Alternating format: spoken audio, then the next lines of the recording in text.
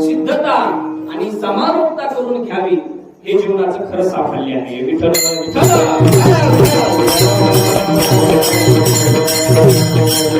जीवनात आल्यानंतर मरण येण्याच्या अगोदर काय, जीवनात आल्यानंतर मरण येण्याच्या अगोदर माणसाने भगवान परमात्म्याला शरण जावं. मरण येण्याच्या अगोदर शरण जावं. म्हणून शरण जावे सर्व हारे देवासी का, तो हा उतरील पार भव दुस्तर नदीचा. भवसागरातून पलीकडे नेण्याची ज्याच्यात ताकद असेल फक्त भगवान परमात्मा. विठ्ठल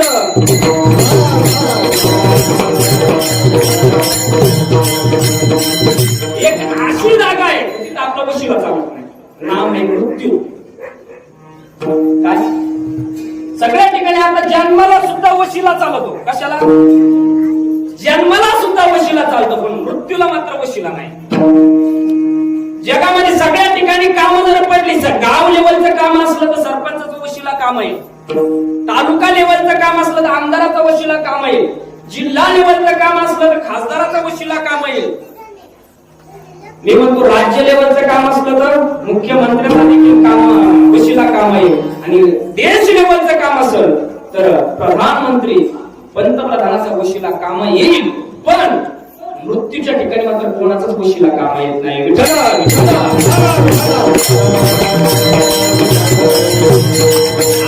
एक रोग येऊन गेला. रोग कोणता, आता 2 वर्षापूर्वी 19-20 ला कोरोना. जगद्गुरु तुकोबारायची वाक्य खराब करणारा रोग. मला ऐका, जगद्गुरु तुकोबारायची वाक्य खरं करणारा रोग कोणता आहे? कोरोना. अहो स्वतःची बायको बांबूला ताट लोटत होती. बांबूला जेवा नाहीतर उपवाशीरा. बस जर रिकामी व्हायची असेल तर फक्त बस मध्ये एकदा जरी खोकलला बस रिकामी होत होती. अशी परिस्थिती कोरोनाने केली. कोरोनाने दाखवून दिलं कोणीच कुणाचं नाही. जगात आल्यानंतर कोणीच नाही कुणाचं. नाही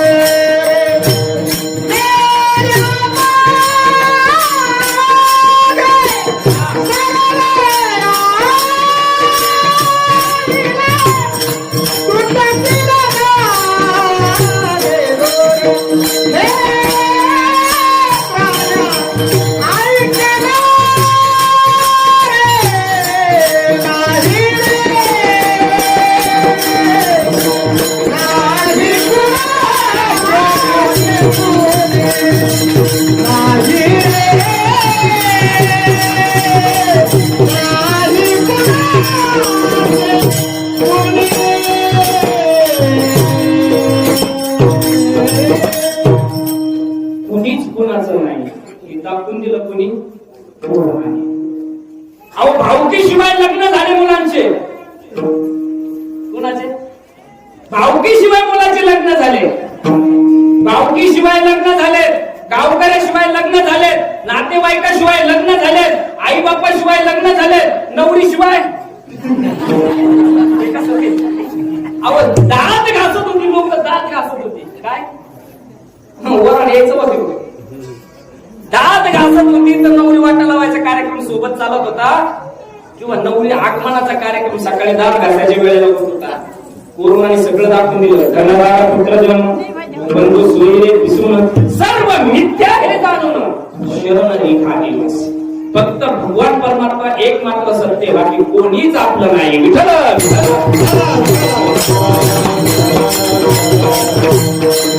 ऐका काय आता वेळ आहे, ऐका. आणि हे जर तुम्ही न ऐकलं तर त्याचा परिणाम काय होईल सांगू का?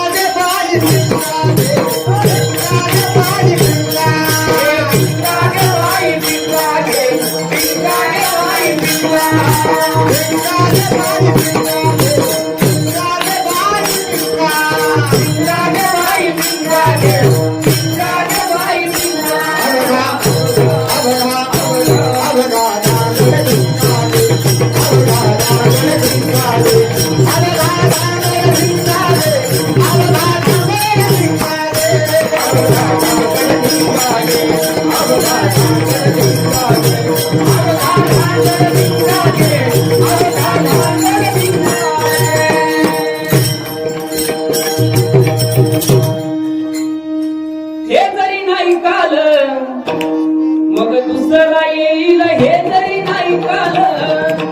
हे जर तुम्ही ऐकलं नाही, भगवंताचं नामस्मरण केलं नाही, मग तुम्हाला नेण्यासाठी दुसरं आहे. म्हणून सावध व्हा, सावध होऊन भजनी लागा. देव करा कैवारी, मल्हारीची वारी माझ्या मल्हारीची वारी, मल्हारीची वारी माझ्या मल्हारीची वारी.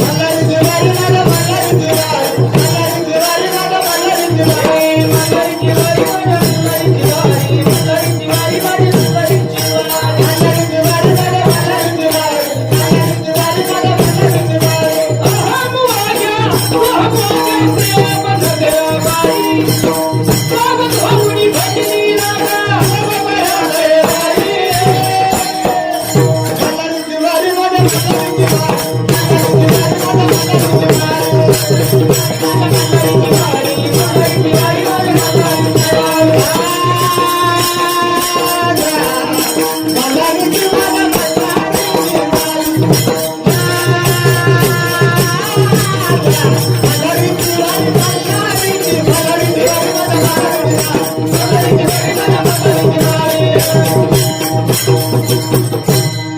सावध होऊन भजनी लागा, सावध व्हा आणि सावध होऊन देव करा कैवारी. भगवंताला आपलंस करून घ्या. देणे काय होईल? गर्भवासासारखं दुःख आपलं नाहीसं होईल. अभंगाच्या पहिल्या चरणात ऐसी गोडी करा,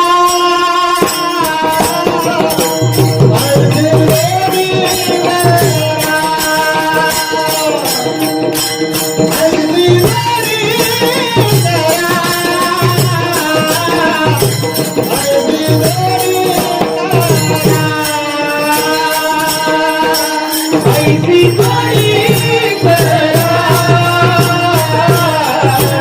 ऐसी गोडी करा, ऐसी गोडी करा, ऐसी गोडी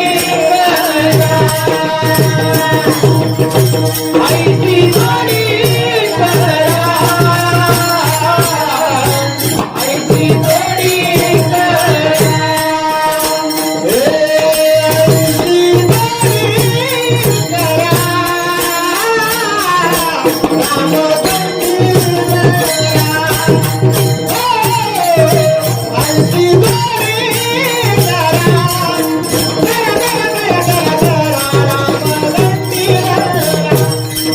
करा, ऐसी गोडी करा, ऐसी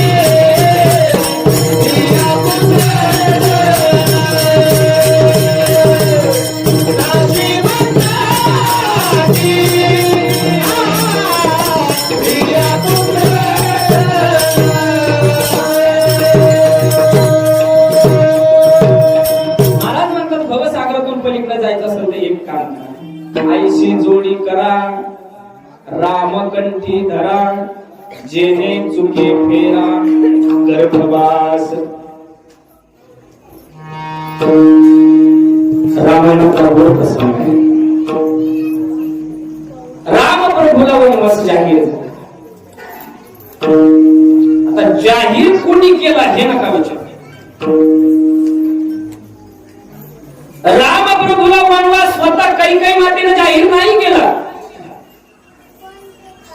कैकेयी मातेसोबत ज्यावेळेस दशरथाचं आणि कैकेयीचं लग्न झालं त्यावेळेस एक सप्रेम भेट गिफ्ट त्यांच्या बरोबर आलेलं.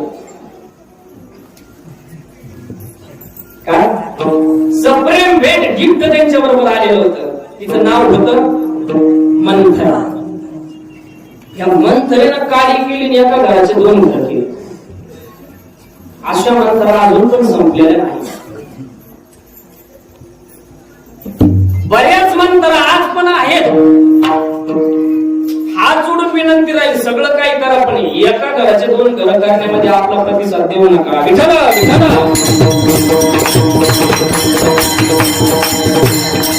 2 घरे एकत्र असले का काही काही सहनच होत नाही. 2 सुना दोन्ही जावा जवळ जर बसून भांडे घासत असल्या, काही काम करत असल्या, हिला तर पाहवल्या जात नाही. आणि पाहवल्या न गेल्यामुळे ही लांबूनच त्या लहान्या सुनबाईला खुणवती. ती म्हणते आरतीबाईनं चहा प्यायला बोलवलं. ती लहानी सुनबाई चहा प्यायला गेल्यानंतर ही तिची कानावरती आणि कानात सांगते, बाई तुझा तो मोठा बाहेर बाहेर म्हणतात तुमच्या आमचा संभाजीनगर जिल्हा. भाषेत थोडा बदल येतो, शब्दात बदल आहे. आमच्याकडे भुईमुगाला शेंगा खाली येतात, तुमच्याकडे सारखेच. आमच्याकडे माणसं मेल्यावर जाळतात म्हणजे सारखेच. तुझा जो भाया आहे त्या भायाने काय काय केलं माहितीये? अहो राजगुरुनगरला बँकेमध्ये 20 लाख ठेवले. 20 लाख ठेवले. बाबाला पण फ्लोअर घेतलाय, तुम्हाला तर माहितच नाही. ती म्हणते असं जी भांडे घासणारी होती का लहानी, ती भांडे घरात नाही नेत, अख्ख्या गल्लीत भांडे. आणि संध्याकाळी नवऱ्याला म्हणते तुम्हाला सांगते वेगळं निघा, वेगळं निघून संसार बघा. खरं सांगा महिला मंडळी, अशा म्हणतात आहेत का नाही अजून? कुणी कुणी असं केलेलं आहे? करा बरोबर. रामायणामध्ये फूट पाडणारी जी कोण असेल, वनवास जाहीर करणारी कोण असेल, तिचं नाव आहे मंथरा. मंथरेच्या आज्ञेनुसार काही मातेने रामप्रभूला वनवास जाहीर केला. आणि वनवास जाहीर झाल्यानंतर रामप्रभूने निसंकोचपणे वनवास स्वीकारला आणि रामप्रभू निघाले. अयोध्येच्या बाहेर निघाल्यानंतर एक नदी आडवी जाते. त्या नदीचं नाव काय सांगते? शरयू. शरयू माता, शरयू नावाची नदी आहे. आणि त्या नदीच्या काठावर गेल्यानंतर रामप्रभूला गरज होती पलीकडे जाण्याची नावेची. आणि नाव बघितलं पण नावडी त्या ठिकाणी नव्हता, नावडी लांब होता. आणि नावड्याचं नाव होतं केवट. म्हणून रामप्रभूने ते केवटाला मोठे नाव दिला, केवट.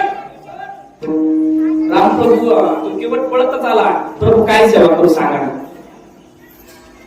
प्रभू म्हणजे सेवा वगैरे काहीच नका, आम्हाला फक्त ह्या तीरावरून पलीकडे जायचं तेवढं करा.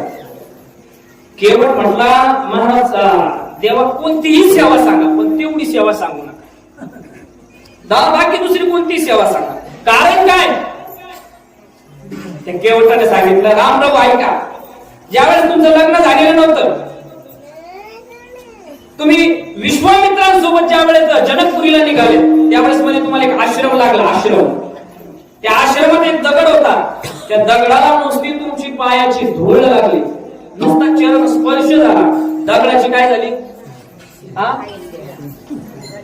दगडाची बाई झाली, बाई. आणि तुम्ही आता माझ्या नावेला पाय लावणार, नावेची काय होणार? मग घरची सांभाळायची की ही सांभाळायची? सांभाळणं नाही अवघड आहे, 2 वर्षापासून मला पण अनुभव आहे ना. सगळं सांभाळणं सोपं आहे, पण यांना सांभाळणं सगळ्यात अवघड. त्या केवटाने सांगितलं, मी तुमची सेवा करू शकत नाही. रामप्रभू म्हटले, काहीतरी उपाय असा आहे. उपाय पण तो तुम्हाला प्रकर्षाने करावाच लागेल. काय उपाय? प्रभू तुमची चरण धुवावे लागते. प्रभूने ओळखलं, याला फक्त पाद्यपूजा करायची, बाकी काहीच करायचं नाही. प्रभूने सांगितलं, हिंडून फिरून येऊ नको, फक्त सांग ना डायरेक्ट पूजा करायची म्हणून. पूजा करायची म्हटल्यानंतर केवटाने त्याच्या पत्नीला आवाज दिला. पत्नी पळतच आली, तिने भांडं आणलं आणि त्या भांड्यामध्ये रामप्रभूचे पाय धुण्यात आले. जुनं भांड होतं, भाकरी करायचे, त्याच्यामध्ये लाकडी भांड होतं, त्याला काय म्हणतात? काठवट. पहिली जुनी होती, जुनी. आता नवीन मुलीला ती काठवट सांगता येणार नाही, आता जात सांगता येणार नाही, बऱ्याचशा गोष्टी नाही सांगता येणार. जुन्या गोष्टी जेवढ्या होत्या तेवढ्या चांगल्या होत्या, जुन्या कविता चांगल्या होत्या, जुने भक्तिगीत भावगीत चांगली होती, त्यातून काहीतरी अर्थ घेता येत होते. या बाबांच्या वयामध्ये एक कविता होती, मला आठवली, सांगतो बघा, ऐका. या झोपडीत माझ्या भूमीवरी निजावे, ताऱ्याकडे पहावे, मुखी राम नाम गावे. या झोप होती कविता. दुसरी कविता, शराला तो हा बुनियाला काळ, बिबळला श्रावण काळ, अरे संसार संसार चुल्यावर, आधी हाताला चटके मग मिळते भाकर. ही कविता जरी होती पण त्यातून बोध घ्यायचा होता, आधी कष्ट करा आणि मग फळ भेटणार. विठ्ठल विठ्ठल.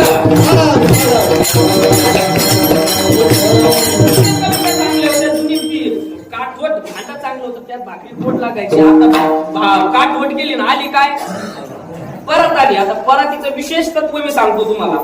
ती परातीत जर तुम्हाला कणिक तिंबायची असेल, पीठ मळायचं असेल, तर ती परत कणिक मळताना एका जागेवर थांबत नाही.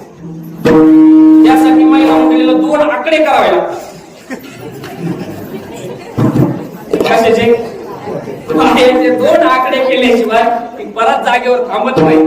आता विचार करा ते दोन आकडे जे दोन अंगठे कुठून कुठून तीर्थयात्रा करून आले ते अंगाचं पवित्र लागेल कसं गोड लागेल विठ्ठल विठ्ठल पाय धुण्यासाठी मी काठोट आणली आणि त्या काठोटीत रामप्रभूचे पाय धुतले भगवान परमात्म्याच्या अख्ख्या रामायणामध्ये फक्त 3 वेळा पाय धुण्यात आले किती वेळा 3 वेळा पहिले पाय धुतले राजा जनकाने लग्न प्रसंगी विवाह प्रसंगी पाय धुतले भांड होतं सोन्या चांदीचं पाणी होतं गुलाबजलाचं आणि धुणारा होता राजा जनक दुसरे पाय धुतले या केवटाने भांड होतं लाकडाचं धुणारा होता केवट पाणी होतं शरीर मातेचं आणि तिसरे पाय धुतले माझ्या शबरीने भांड होतं हाताचं पाणी होतं डोळ्याचं आणि म्हणाली होती शबरी विठ्ठल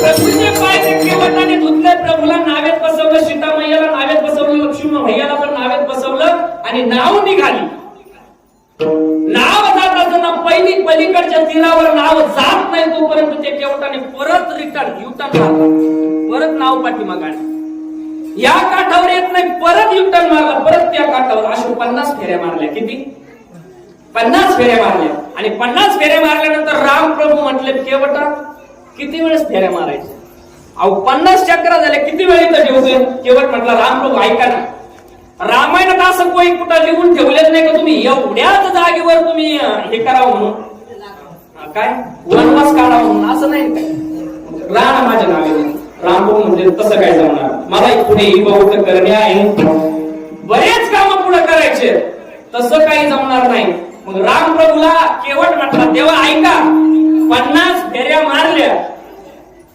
तुम्हाला वैताग आला तुम्हाला कंटाळा 50 फेऱ्यात जर तुम्हाला कंटाळा येतो तर आम्ही 184 घेतल्या धावा 84 लक्ष येऊन आम्ही फिरतोय जन्म मृत्यू जन्म मृत्यू जन्म मृत्यू याच्यातून पलीकडे जाण्याचा काहीतरी उपाय सांगा तेव्हा रामप्रभूने उत्तर दिलं रामप्रभू म्हणतात केशमहं समुद्धरता मृत्यू संसार सागरात भवामी नचिरात पार्थ मैया वेशित शेतसा नामाची या सहस्रवरी नावाई या अवधारी सदुनिया संसारी तारू झालो म्हणून भगवान परमात्मा म्हणतात आईशी जोडी का तुकोबराय म्हणतात आईशी जोडी करा रामकंठी धरा जेने चुके फेरा गर्भवास आणि ज्यांना तू आपलं म्हणतोय ते सगळं नाशवंत आहे नाशिवंत आगे प्रिया पुत्रधन बीज ज्याचा शीन त्यांची फळ एकदा संप्रदायाच्या नियमाप्रमाणे भजन करू पण सगळ्यांनी एकदा वर हात करा फोटो नंतर व्हिडिओ काढून घ्या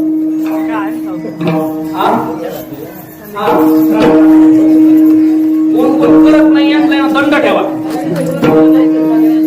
वर हात करा वर हात केल्याचा परिणाम सांगतो तुम्हाला काय झाला गोरोबा काकाच्या दोन्ही हात तुटले पण नामदेव महाराजांच्या कीर्तनामध्ये गोरोबा काका वर हात करा हो गोरोबा काकांनी नामदेव महाराजांच्या कीर्तनामध्ये हात नसताना टाळी वाजवण्याचा प्रयत्न केला कुणी आता खाली नका करू ना माय मावलं पाय पडतो तुमच्या कारण वर हात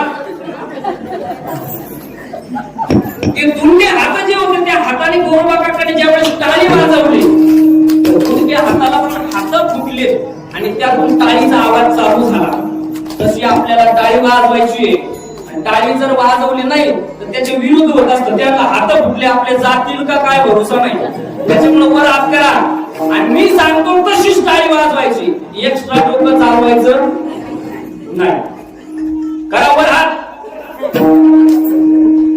मी टाळी वाजवली तर तुम्ही वाजवली पाहिजे एक एक एक